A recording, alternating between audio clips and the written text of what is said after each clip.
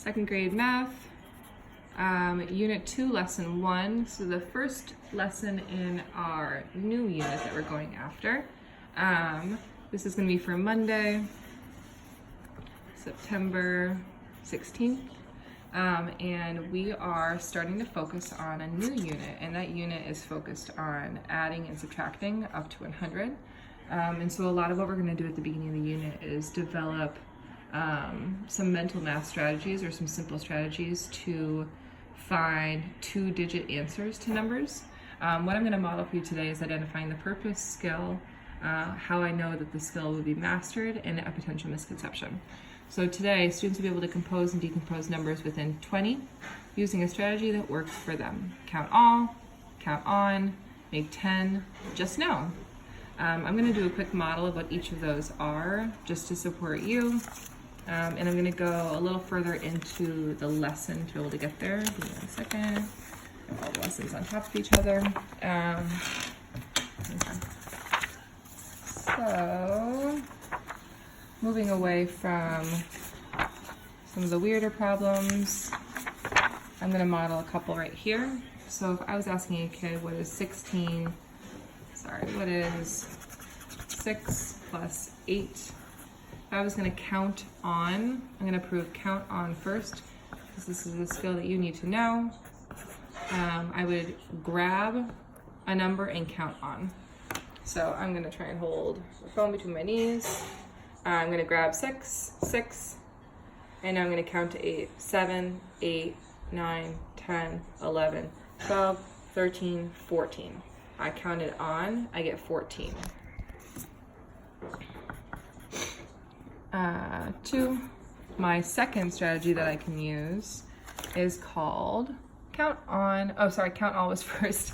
Count all is a little bit weird, but it's literally what it sounds like. It's the counting of both values to get to 14. I talked you all through what make 10 looks like. I asked myself, how can I make 10 easily?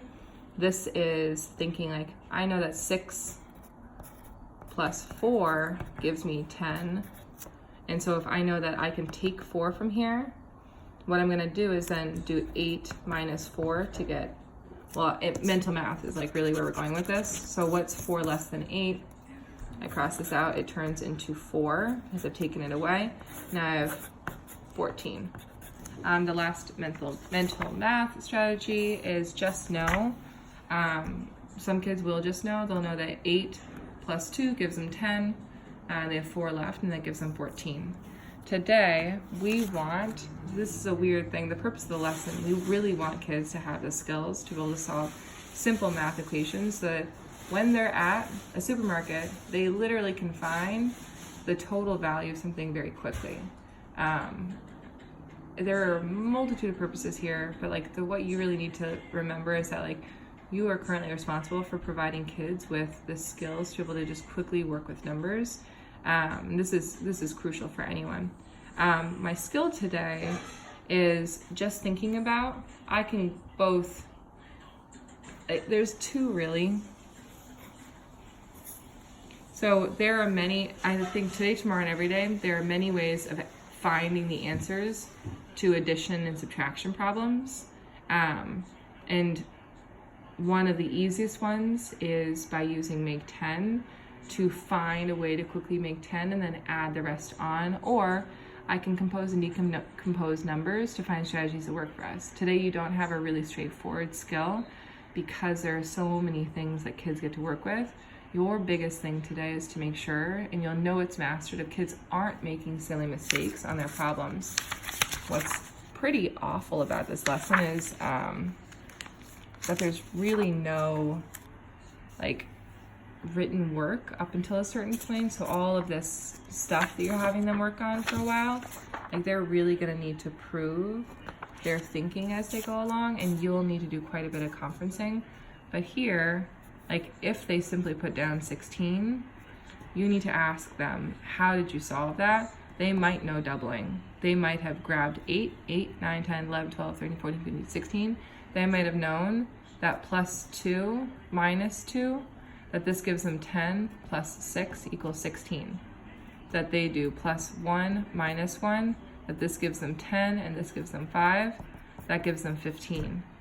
Explain the strategy. So you're going to get to know your kids as learners in math this day, figuring out what strategy is most comfortable for them. And you have the opportunity to model 3 different strategies within your lesson today. To be super clear, you're modeling count all, build each number with cubes and draw circles to represent each number, and then count each one. If I'm doing 5 plus 4, count all. If I'm doing count on, start with one number, putting it in your heart, that's weird, and then counting like this until you get to the total. It's the same thing I showed you where that's the grab of the number, 6, and if I'm doing 6 plus 2, 6, 7, 8, counting on, making 10, picking 8 and 7, I broke 7 into 5 and 2 because I know I can add 2 to 8, and then just know facts, I just know. This is the most annoying one because kids are not going to need to prove their thinking. Biggest misconception, if you are not conferencing effectively, you're not going to know what your kids know. You have to conference, you have to figure out how they're solving, ask them to show their thinking.